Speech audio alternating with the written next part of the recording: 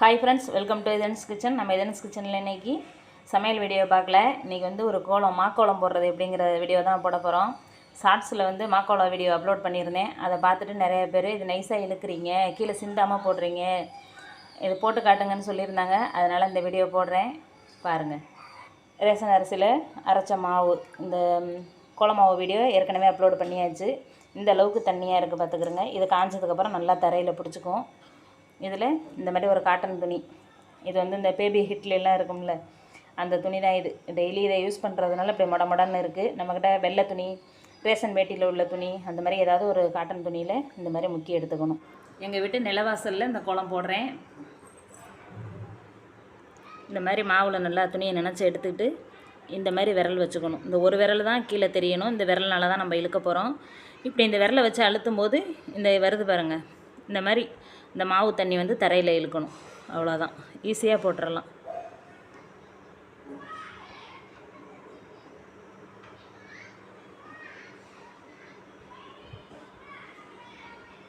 இந்த ஒரு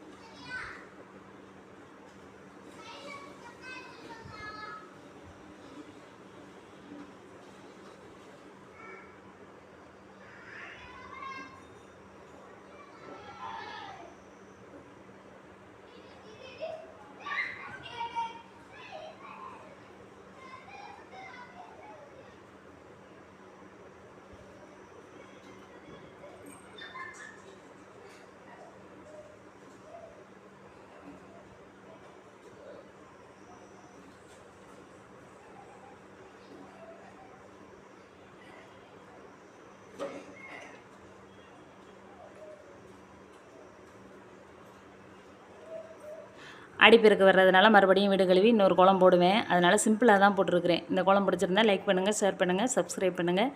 இது மாதிரி நீங்களும் உங்கள் வீட்டில் போட்டு வைங்க. காஞ்சதுக்கப்புறம் மறுபடியும் பார்ப்போம். பாருங்கள் கோலம் காஞ்சிருச்சு. காஞ்சதுக்கப்புறம் எவ்வளோ பளிச்சுன்னு நல்ல வெள்ளையாக இருக்குது பார்த்தீங்களா? இது மாதிரி நீங்களும் உங்கள் வீட்டில் போட்டு வைங்க.